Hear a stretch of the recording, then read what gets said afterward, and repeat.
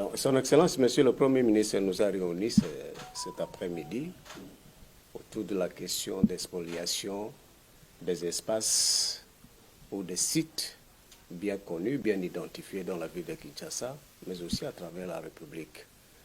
C'est devenu pratiquement une maladie chronique.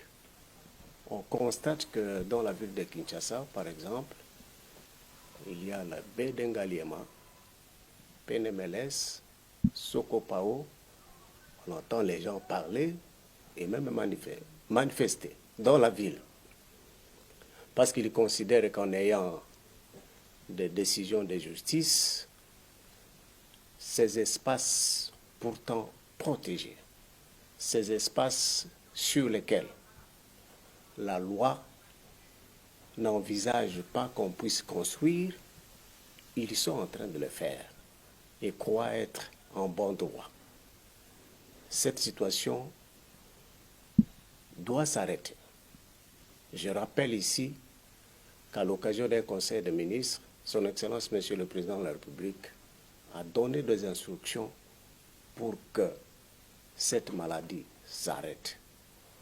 On constate malheureusement que ça continue et le Premier ministre a estimé, jour d'aujourd'hui, qu'il devait nous réunir, nous les ministres et des responsables de l'armée et de la police, comme vous le constatez, parce que il est constaté aussi que dans certains sites, on trouve la présence des hommes en uniforme qui sont en train de protéger des droits illégalement acquis.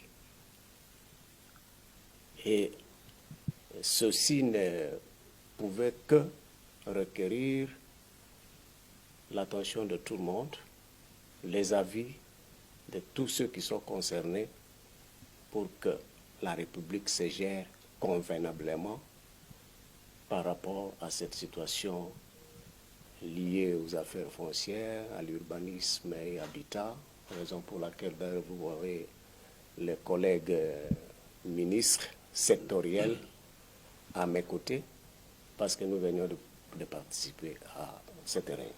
Voilà. La mesure phare prise, c'est l'accès à tous ces sites-là.